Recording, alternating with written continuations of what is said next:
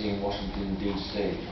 I suppose I should outline my credentials, or rather my lack of credentials. I haven't spent much time in West Africa, and I've never actually been to Sierra Leone in terms of boots on the ground.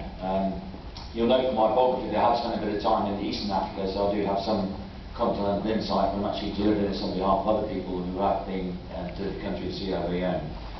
I should also add that it's not really an exercise in sort of self-appreciation, although I will be highlighting some of the achievements of what's happened in Sierra Leone as a result of the British efforts. But also where we got things wrong, things could have been done better, and hopefully some sort of pointers for success in the future.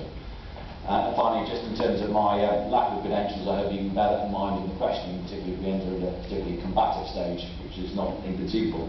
Okay, security sector reform.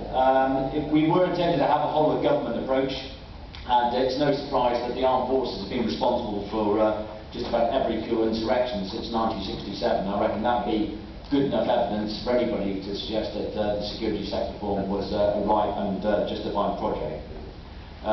Bearing in mind also the war had only formally finished about sort of 9 years previously, so obviously the memories and all the issues were still very much in the back of people's minds, if not in the front.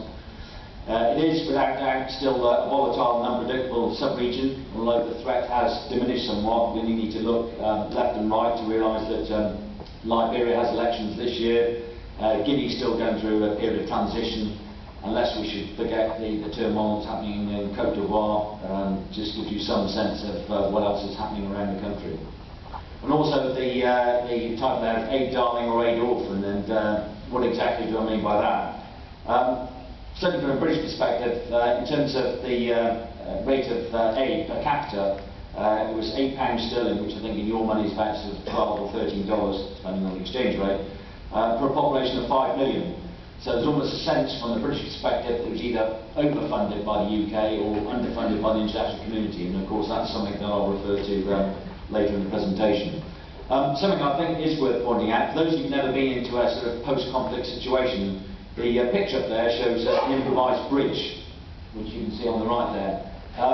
What you probably can't tell from the picture is that some of the buttresses and some of the wood is also supplemented by artillery shells.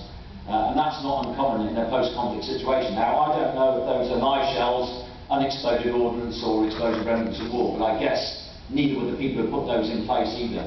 And it just highlights, I think, some of the challenges you face when you go into some of these post-conflict scenarios. Challenges we faced.